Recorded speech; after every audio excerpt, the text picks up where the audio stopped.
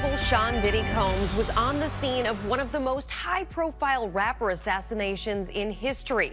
If you're thinking, someone should really make a documentary about his life. Me appreciate life, and it made me want to do things for the greater good. It all goes back to one point. So I have a dream. A lot of times people see your dreams, they crazy. What's the odds that you would do that in front of the camera?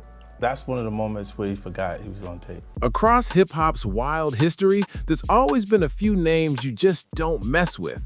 Most rappers like to keep their problems low-key, tossing in a sneaky line or two in their songs, maybe settling things quietly behind the scenes. But then, there are the bold ones, the ones who turn every feud into a full-blown show for the world to see. They don't hide the smoke, they invite it, turning beef into pure entertainment for millions to watch unfold. These artists don't just rap about conflict, they live it. Every line, every move, every post feels like a new spark flying into hip-hop's fire. ASLELS challenge for you, Floyd. If you can read one full page of a Harry Potter book, nigga, I'll give $750,000 to whatever charitable organization you want to. The bucket of ice, man. And right in the middle of all that chaos stands one man who made feuding an art form, 50 Cent. He doesn't just clap back at rivals, he feeds off it. Every single beef he's touched has blown up into headline drama, shaking the whole industry and leaving fans addicted to the madness. Everyone already knows that 50 didn't just have a problem with Ja Rule, he ended Ja Rule's career when it was shining the brightest. Their clash became one of the most legendary and ruthless feuds in hip-hop history. It hit so hard that people started saying someone got Ja Ruled, meaning they got completely wiped out in a battle. I can resolve a situation or a beef with somebody that I can't stand this nigga. You understand what I'm saying? Like, this ain't WWL. It's not like I just got rap beef with this nigga. I don't like this little. Lyrically crushed and left with their rep in pieces. That's how powerful 50's presence was. He didn't just win a rap beef, he shifted the culture itself, setting the bar for how far hip-hop rivalries could really go. 50 Cent's never been scared of controversy, not even close. If there's tension in the air, he's diving straight into it, no matter who it involves. Family, friends, rivals, it doesn't matter. When things fell apart between him and his son, Marquise Jackson, 50 didn't hold back one bit. He called him a crybaby bum and accused him of just wanting handouts. And when that went public, fans were stunned. I would like to have nothing, all right? And had to rebuild my life over with $600-700 a month. He's been trained to believe what you seen him say in that interview when I said that he's entitled. Really, it's his mom's entitlement. It's been killed. Most people keep family drama behind closed doors, but 50 turned it into another headline that had everyone talking. That moment made one thing crystal clear. When 50 Cent's mad, nobody's safe, not even his own blood. He treats every fallout like a battlefield, and he doesn't care who's standing on the other side. But now, it looks like 50 might have dropped his boldest shot yet, a move that could shake the entire industry.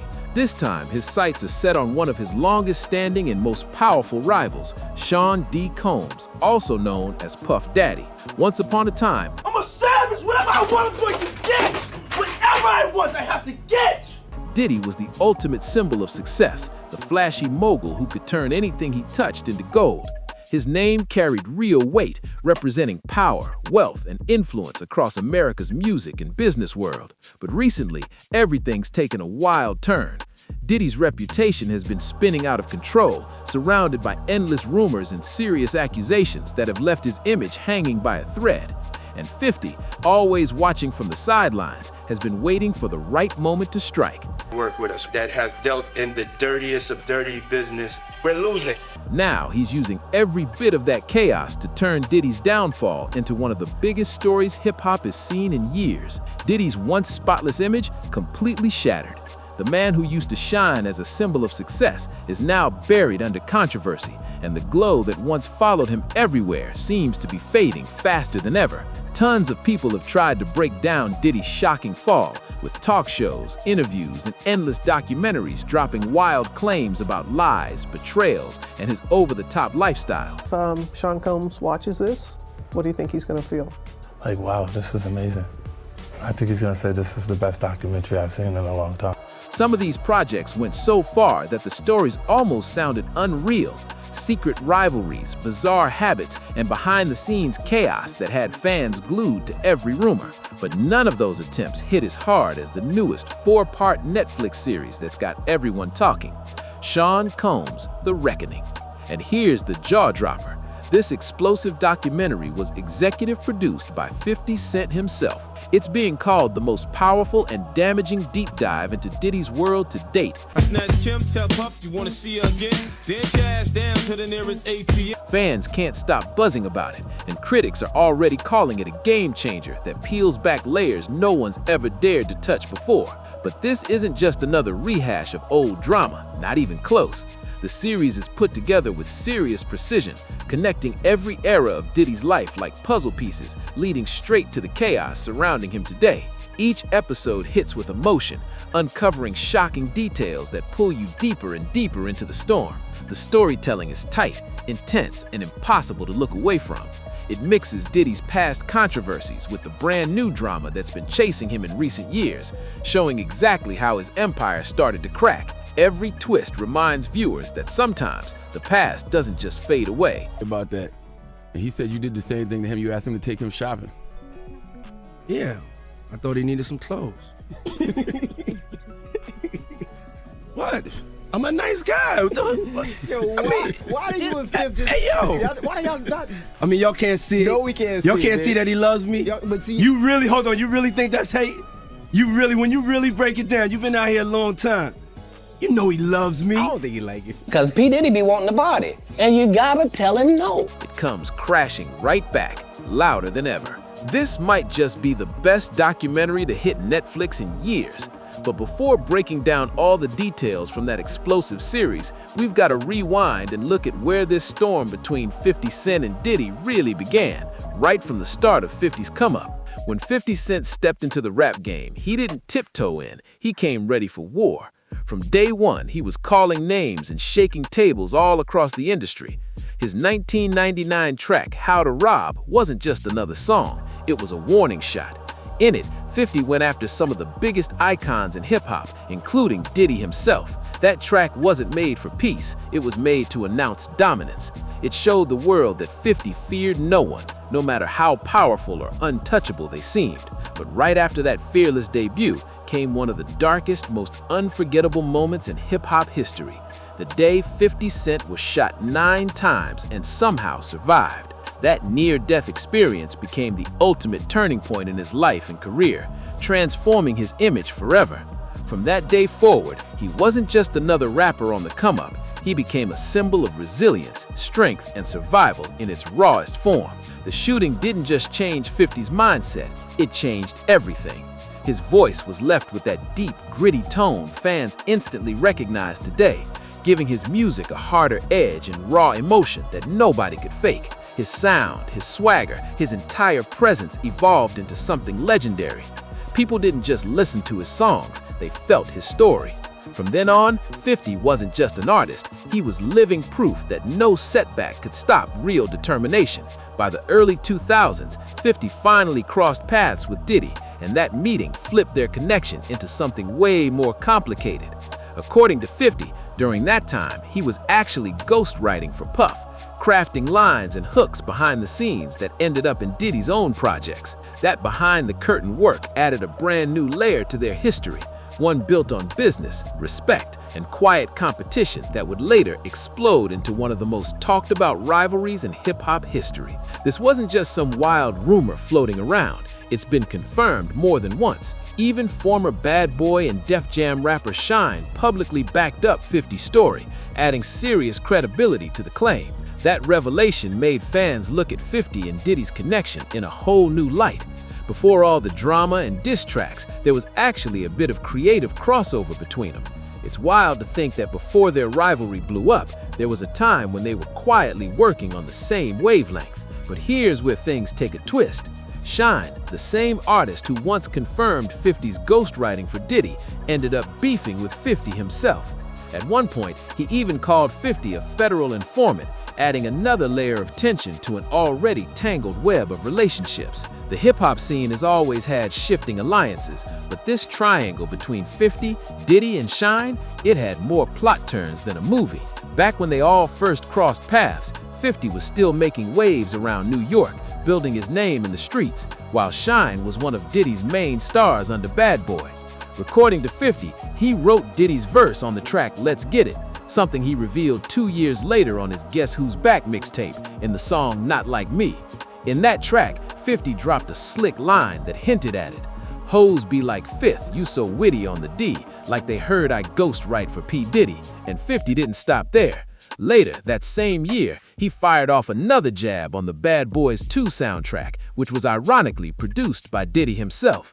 The line, I run the city and I don't dance around like Diddy. That shot was playful but sharp, the kind of line that made fans grin while Diddy probably clenched his jaw. At that point, the tension still felt lighthearted, more teasing than true hostility. But things didn't stay friendly for long. 50 later revealed that he started noticing strange behavior from Diddy early in his career. He even told a story about how Diddy once offered to take him shopping, a gesture that caught 50 completely off guard and made him start questioning what Diddy's real intentions were. 50 couldn't help but joke that Diddy's shopping offer felt like something a guy would do to impress a woman, not another man. That moment had 50 side-eyeing the whole situation, wondering what Diddy's real intentions were. It wasn't just awkward, it sparked the beginning of a deeper, stranger tension between them that fans would be dissecting for years. Later, 50 doubled down on the story, saying he felt like Diddy was testing the waters, trying to see how far he could go.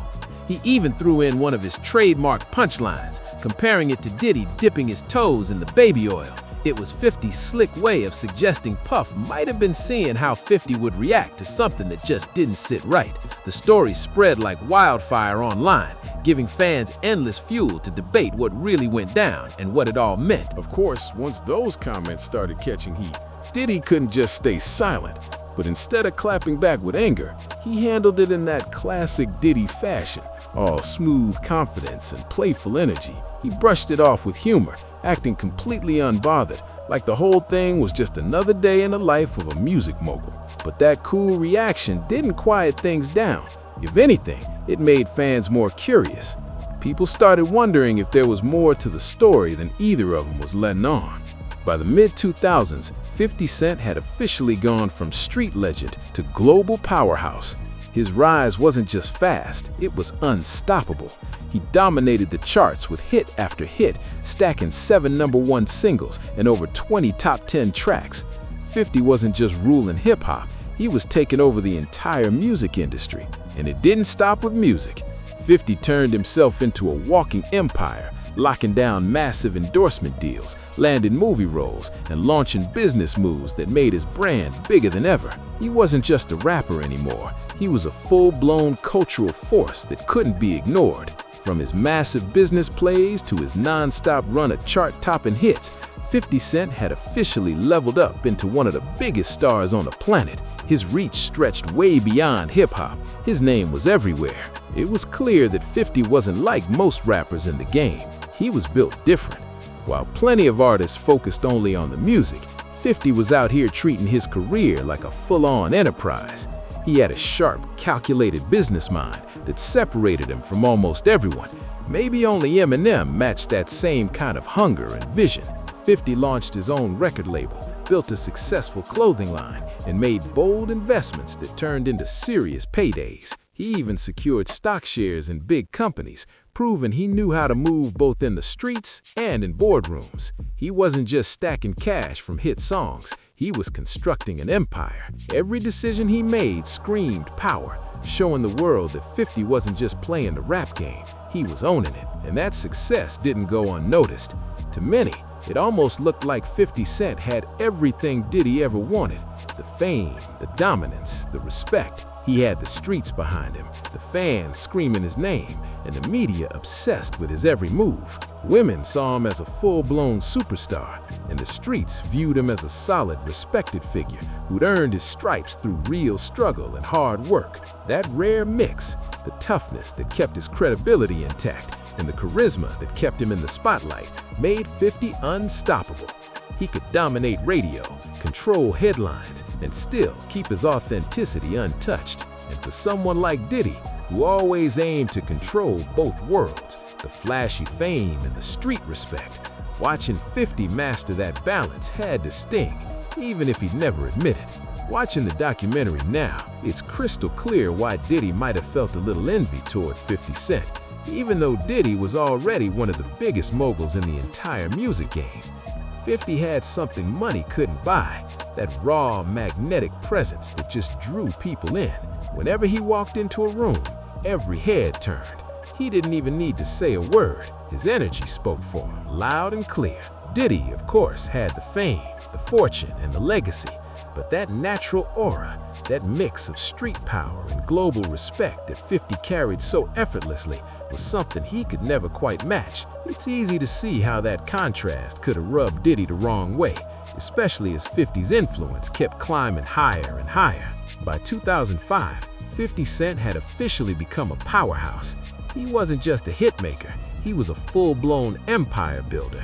His label, G-Unit Records, was on fire, and both new talent and seasoned artists were lining up, desperate to join his unstoppable movement. That's when 50 dropped a wild story during an interview on The Howard Stern Show, one that peeled back the curtain on just how deep his tension with Diddy ran. According to 50, rapper Mace was ready to sign with G-Unit and make the move official. But just when everything seemed set, Diddy allegedly stepped in and demanded $2 million to release Mace from his Bad Boy Records contract. That number stopped the deal. The situation turned what could have been a major collaboration into another major roadblock, adding more fuel to the growing Cold War between 50 and Diddy. After that, things got dark, real dark. The friendly shade and playful jabs were over. 50 started going all in, holding nothing back. He dropped one of the boldest claims hip-hop had ever heard, publicly linking Diddy to the tragic murder of the notorious B.I.G. It was a shocking statement that sent shockwaves across the industry, shaking up conversations in every corner of hip-hop. What made it even chillier were the whispers that followed, reports hinting that maybe Diddy and Biggie weren't as close as the public had always believed. That revelation only deepened the mystery and made 50's accusation hit even harder, leaving fans and insiders stunned at just how far their rivalry had spiraled. From the outside, Diddy and Biggie looked like brothers, inseparable, loyal, and locked in for life. But behind the scenes, that bond wasn't nearly as solid as fans believed. When 50 Cent came out with his explosive claims, it threw gasoline on the fire, turning his feud with Diddy into something way deeper, no longer just business or competition, but something personal that hit nerves all across the industry. Then came 2006, and 50 dropped another bomb, literally. His track The Bomb hit the streets and once again proved that he was never afraid to stir things up. The song was packed with that signature 50 Cent aggression, sharp lyrics, bold delivery, and that commanding energy that made people stop whatever they were doing to listen. Every bar landed like a warning shot, reminding the world that 50 was still a major force, never backing down from anyone. But what really caught fans off guard came at the end of the track, that outro.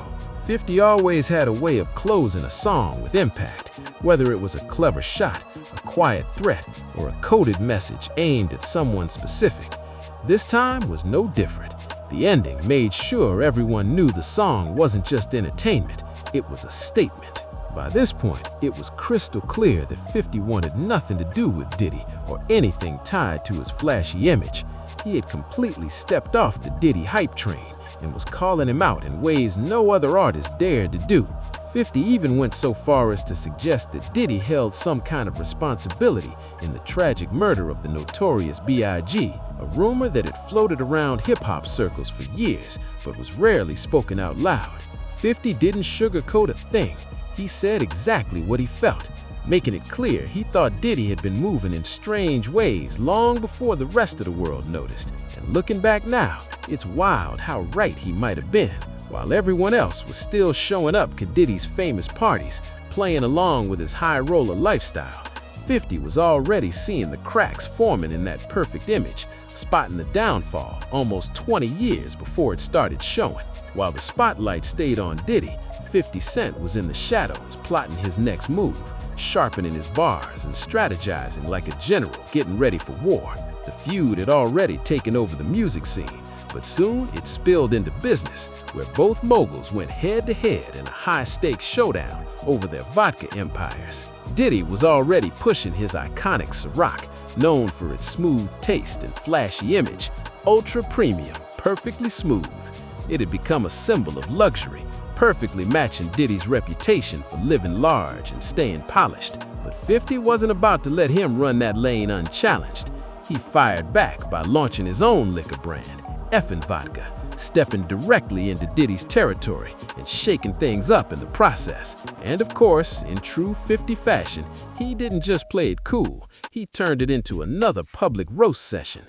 He started calling Ciroc Puffy Juice, mocking Diddy's brand name and the high-class image built around it. The nickname spread fast. Fans ran with it all over social media, repeating it like an inside joke, turning 50's jab into another viral moment in their never-ending rivalry.